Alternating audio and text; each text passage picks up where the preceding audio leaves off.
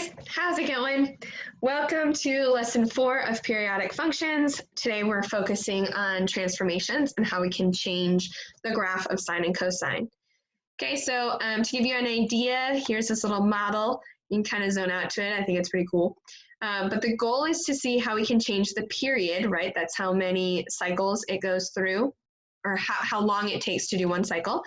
The amplitude, essentially the height, and shape of the sine and cosine graph. So I want you all to take a deep breath. It's going to be a lot. I know this is a longer video and I apologize, but you only have one video this week, so I hope that balances out your workload.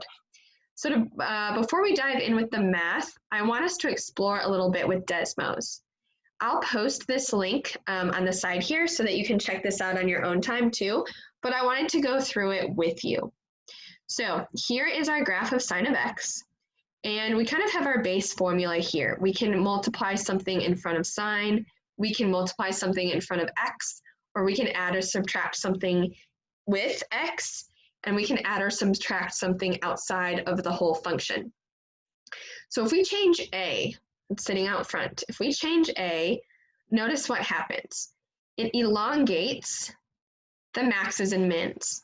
Also notice when I did that in the positive direction, okay, the orientation of the graph was the same, but as I went to negative, it flipped, okay?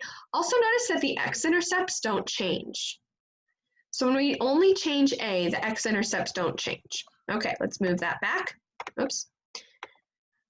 What about b? If we're multiplying something out front of x, notice what happens. The number of waves change. What this is doing is changing the period, right? So if I have, for example, the period of sine of x is 2 pi. It goes through one cycle in 2 pi. Now it goes through one cycle in like 3.5. Okay, so I have changed the period. And when I changed the period, notice that when b gets bigger, the period gets smaller than the original.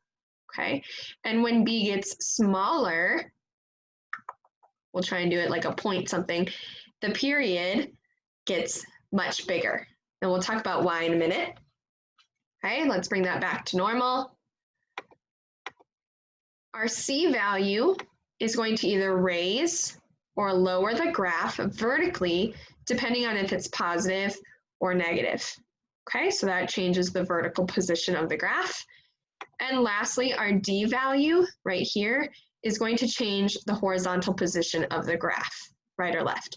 And we could have a few of these transformations. Maybe we have a horizontal here and a vertical here, and we change the period and we change the amplitude.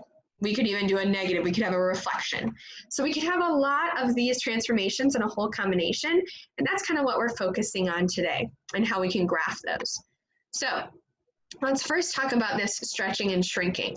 Okay, how we can elongate those max and mins. So your basic function is a sine of bx or a cosine bx. Your a is going to determine the vertical stretch or shrink. Okay, so for example, if I have 4 sine of x, we first need to remember amplitude and period. And we talked about this in lesson 1 or lesson 2 maybe, I can't remember now, but your amplitude is essentially the height, right, from the center line to the max or the center line to the min. But that can be found by taking the absolute value of A. The period, remember, is how long it takes the graph to make one cycle. And that can be found by doing 2 pi over the absolute value of B. So what I'd like you to do first is we're gonna kind of define what A and B are. So in this example, A is 4 and B is what sits outside of x. So if we go back here, right, b sits in front of x. So in front of x here, it's really nothing, but there is a 1, so our b is 1. So when we find our amplitude now, our amplitude is going to be the absolute value of 4, which is just 4. Okay? Our period is 2 pi divided by the absolute value of b, which is 1, so our period is 2 pi. So that means it's going to go through one cycle in 2 pi, but our amplitude is 4 now. So we have to think of x-intercepts, okay? Now, there's this really cool diagram in the book, and if you want to pause your video and copy this down, I think this is a really cool resource, okay? So what happens, right? If we look at sine of x, oops, I didn't mean to do that. If we look at sine of x, one cycle goes through 2 pi.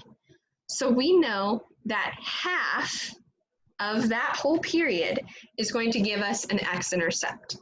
So we can multiply the period by 1/2 to find that x-intercept. We also therefore know that 1/4 of the period is going to give us our max, and 3/4 of the period is going to give us our min, okay, if we're focusing on sine. Cosine, because it doesn't start right at 0, okay, it's set up a little bit differently, but it's the same concept, okay? If 2 pi, if our period brings us to 1 cycle, oh no, if our period brings us to 1 cycle, we know that our ending point is going to be the period with the amplitude. Therefore, half of the period with a negative amplitude will be our min. And our x-intercepts will land at 1/4 of the period and 3/4 of the period. That's kind of the pattern of these two graphs. Okay, so that's one way that we can think of these x-intercepts. The other way is to compare to our normal graph. So our normal graph of sine of x goes from 0, 0, goes up pi over 2 to 1, pi, comma 0, and you know the rest of the points. Well, what we just did with 4 sine of x is we changed the vertical stretch. Now, a vertical stretch does not change the x-intercepts. So right away, we know in our graph of 4 sine of x that our x-intercepts stay the same. 0, 0, whoa, pi 0, and 2 pi 0. But, okay, our max and mins are going to change because of the amplitude. So all we have to do is multiply by 4, since that's our amplitude. Okay, and we're only going to change the y value. So my new point here is pi over 2, comma 4, and 3 pi, over 2, negative 4. Okay? Now we have our points and we can plot them and make a pretty graph. So the graph looks like this. We start at 0, 0, we go up to a max. See now that our amplitude was 4, another x-intercept, down to our min, there's our amplitude, and our full period of 2 pi. Okay, so that's vertical stretch. What about a horizontal stretch? So now we actually have a vertical and a horizontal going on. Okay, so we're going to identify the points first. So here we have an A of 1 over 2, and we have a B of 2 pi. Okay, since there's a 2 pi sitting in front of that x. So my amplitude is the absolute value of 1/2, so it's just a half. That's a 2, I don't know why it's not writing. The period is 2 pi divided by your B. Well, our B in this case was 2 pi, so that's 1.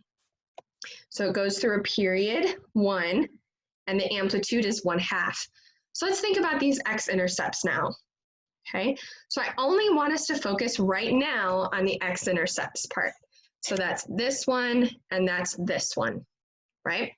Right where the x-intercepts are. Now, excuse me, the x-intercepts, if we go back to your diagram, here, the x-intercepts are 1/4 of the period and 3/4 of the period, okay? So if we have a new period of 1, okay, this point now is 1/4 times the period 1. This point is 3/4 of the period. So we now have 1/4, comma 0, and we have 3/4, comma 0. Okay, remember, I know that the x-intercepts, that the vertical shift does not change the x-intercepts because vertical shifts do not change x-intercepts, right? So we have our x-intercepts. If we wanted to find our max and mins now, Okay, well, halfway in between these two things is going to land us on what, 1/2, right? And we need to then change our amplitude to be 1/2, okay? So my first point here, instead of 1 here, is going to be 0, 1/2 because of the amplitude.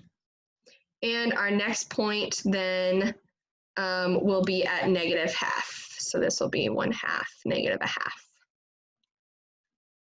Okay, oh gosh. So if we look now to our graph, it should look like this. Okay, there's my max, my min, my amplitude of 1/2. Okay, so here's the x-intercept of 1/2, 0, of 3/4, 0, and then our amplitude of 1/2. So this is both a vertical stretch and a horizontal stretch. Okay. I want you to pause and maybe, if you haven't already, go back and copy down that information in your toolkit. Maybe this right here, and maybe even the basic points of sine of x and cosine of x. Okay, what about translations? Okay, graphing when we have something going either right or left, okay, or up and down. So the step 1 is to identify the amplitude and period, just like we've been doing, but also to identify the horizontal shift and the vertical shift. We're then going to identify something called the midline of the graph, which is just your center line, to be our basis of the amplitude. Then we're going to find 5 key points, essentially what we've just been doing, okay, your x-intercepts and your max and min, and then we can draw your graph. I'll take these things out, all of what I just drew, so that you have a nice clean paragraph, and I want you to pause and copy these steps down into your toolkit. Okay, so let's look at a vertical. Okay, so we're looking at this +3 here. Now it also has some other things, right? It's got an A value, so that's going to change the amplitude. It's got a B value here, so that's going to change your period, and it's going to change the vertical position. So we're going to identify everything, right? So we have an A of 2, we have a B of 4. So my amplitude is the absolute value of A, so that's 2. Your period is going to be 2 pi divided by 4, which is pi over 2, right? Because that reduces down to 1/2. Horizontal shift. Now horizontal shift, we have to think of if we have anything with x, adding or subtracting with x. We don't, so that's 0. And a vertical shift, we have a +3. Okay, so now I have all my information. My midline, turns out my midline is going to be whatever my k value is. So in my case, in this case, it's y = 3. That's going to be our center line. Okay.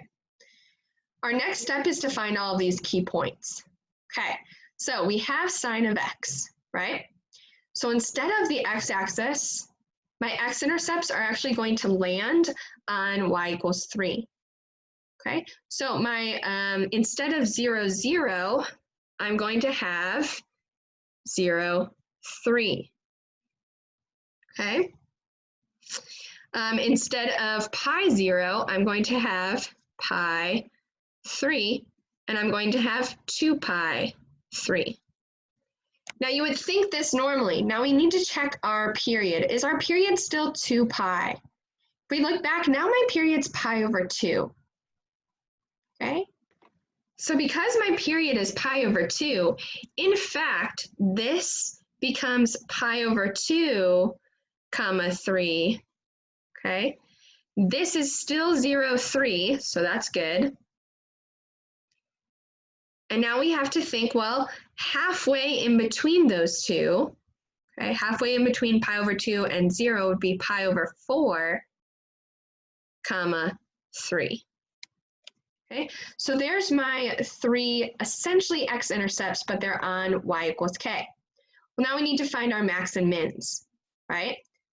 So halfway in between 0 and pi over 4 would be what? Right? You have to kind of think of that. So halfway between there would be pi over 8. So if we think of halfway between, we have pi over 8. Oh, that's a pi over 8. Gosh. Now we have to think of our amplitude. If we're already at 3 and my amplitude was 2, I get 5. Okay, so this came from 3 plus your amplitude. Does that make sense? Okay, what about my min now? My min, we'll do this over here. If I look at the halfway point between these two, okay, essentially I'm adding another pi over 8, but I'm going to call that, 3 pi over 8. And now I'm going down, right? So my new, I start at 3, but I'm subtracting 2, so that's going to land at 1. So this was from 3 minus my a. So I know that's kind of messy, but I have all of my x-intercepts, or my y equals k points here in blue, and I have my max and min.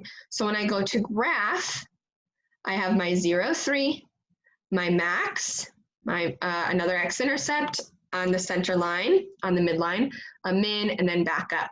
And that pattern is going to repeat itself. So if you needed a longer line, you could keep repeating it. Okay, cool. Let's move to horizontal. The horizontal I'm going to call a phase shift. Okay, so if we're just moving it right or left. So in this graph here, we have 5 cosine of 1/2. Notice that there's something written in the parentheses. Okay, so in these parentheses is going to move this either right or left. So the first thing, always identify your points or your kind of variables here. So we're going to have a is 5. We're going to have our b is 1/2. Okay, so when I translate that now, the absolute value of 5 is 5. The period is 2 pi over 1/2. 2 divided by 1/2, right, is 4. So this becomes 4 pi. All right, your horizontal shift, that's what this guy is. Now, it's x minus whatever the horizontal shift is. So my horizontal shift is 3 pi. Okay, so notice that it's not negative 3 pi. And my vertical shift, do I have anything added or subtracted on the end of it? I don't. So my vertical shift is just 0. So my midline, therefore, is y equals 0. So I'm still on the x-axis, which is good. I have not moved up or down. I've moved to the amplitude, I've moved to the period, and the horizontal shift. And I'm looking at cosine. Okay, so we want to first look at these x-intercepts. Okay, so my x-intercepts are originally 0, 1, right? But I have a horizontal shift and a period change. So let's take some of those little by little, right? So the first thing, okay, if we're looking at this point, we need to think, okay, 1/4 of that whole period is going to give us our first x-intercept. Okay, so my first x-intercept, I'm only focusing on these kind of x-intercepts, right? So I'm looking at this one, and I'm looking at this one. So I want to say 1/4 of that, of the period is going to get my first one. So I need 1/4 times the period. Okay, so this is my period, right? Is going to give me my first kind of x-intercept. So that equals pi comma 0. But I also have a horizontal shift. So I have to add 3 pi to my x value. So I'm going to end with 4 pi comma 0 because of that horizontal shift. Okay, my next one occurs at 3/4 of the period. So that's going to, the 4 cancels out, so that's 3 pi. But I have to add the 3 pi now, so I'll get 6 pi comma 0. Okay, so those are kind of my x-intercepts. Now I have to think of my max and my min. Think of the shape of your cosine. It starts up, it goes down, and then it comes back up. So the min occurs in between your two kind of x-intercepts. So right away, I know that my min is going to happen at 5 pi. And what was my amplitude? So now let's look back. amplitude was 5, so it's going to occur at -5. Okay, and my max will be at 0, +5. So let's now graph this. And that, sorry, I've got the 5 pi -5, but I forgot, see, I also forgot about the horizontal change. So back here, it's not 0, 5. We also have to go through that horizontal shift. So that horizontal shift of +3 pi, so we have 3 pi, comma 5. That looks better, right? So we have to think of everything that's going on here. And you would notice that too if you were graphing along the side, if you were graphing while you were doing this. And again, then that's going to repeat itself, okay? So hang tight with me. I know this is long. This is the last one, I promise. We just have reflections to go over. So I want you to pause and check your understanding since we've been doing this in each slide. Identify the amplitude, period, the horizontal shift, and the vertical shift. Okay, let's see how you did. So let's check our answers here. We should have an amplitude of 2. And you probably are saying, Miss L, that's wrong. Yeah, that's because there should be a 2 here. Okay, awesome. So change that to 2, my bad. Your period now, let's check your period. These ones should be right. 3 pi, horizontal shift, pi over 2. And vertical shift of 0. Definitely drop me a note if you have questions on how we got those. Okay, now we need to find the midline. So remember the midline is just your k value. So that's going to be y is equal to 0. So we're still on the x-axis. And now let's find our key points. We're looking at sine here. So let's find our first x-intercepts. Okay, so let's see, we have an amplitude that's not going to change our x-intercepts, the period, but the horizontal shift and the period will. Okay, so our first one is 0, 0. It's my first point here. Okay, my next point, remember, is going to be half of the period. So half of the period, which is 3 pi, comma 0. So that equals 3 pi over 2, comma 0. Okay, but now I need to check what else is going on. We have to add the horizontal shift. So now I have to add the pi over 2. Okay, so 3 pi over 2 plus pi over 2, or you can think of 3 halves plus a half, which give you 4 pi over 2, which would just give you 2 pi. So our first point is at 2 pi, comma 0, or really our second point. And speaking of, I always forget those horizontal shifts.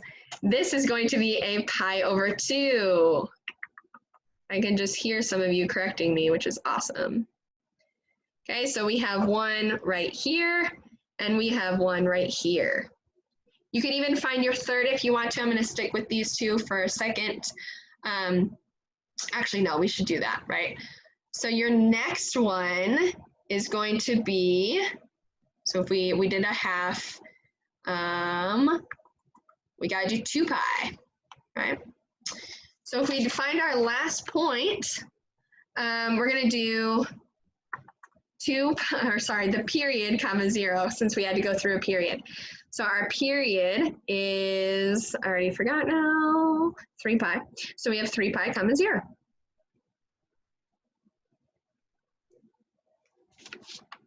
Okay. All right.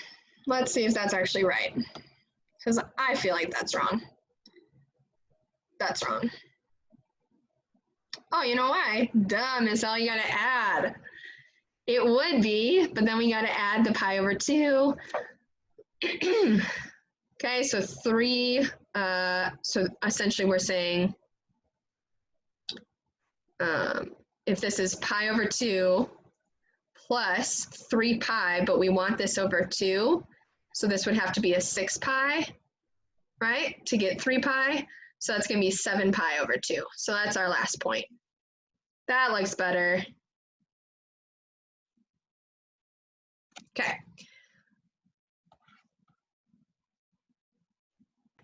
All right, so now max and mins. This is the part where this one just gets a little bit different, okay? So we would think that the max is going to be in between our 2 points here, okay?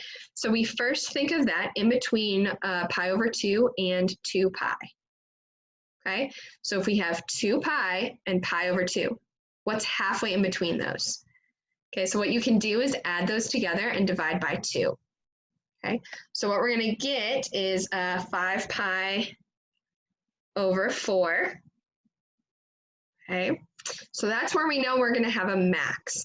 Now we think that when we would go up our amplitude of 2, so you would think it's 2, but we have to reflect it because of that nasty negative. So we're going to get 5 pi over 4 comma negative 2. That is our max now. Okay, now we're going to do the same process for our min. It's going to be halfway between pi over 2 and 7 pi over 2. Okay, so we're going to actually get 11 pi over 4. Okay, and you would think that it would be negative 2, but again, we need to reflect that point. So we're going to get 11 pi over 4 comma positive 2. Okay, so there's our new max and mins. They just kind of flip. So very last thing, your graph should look like this. Awesome. Okay, so again, I know that was a lot. Very good job hanging tight with me. You have, in Clever, you have an 8.4 assignment, and you also have a graphing by hand assignment. I really want you trying this and working on the graphs. Reach out to me if you have any questions. Very good job.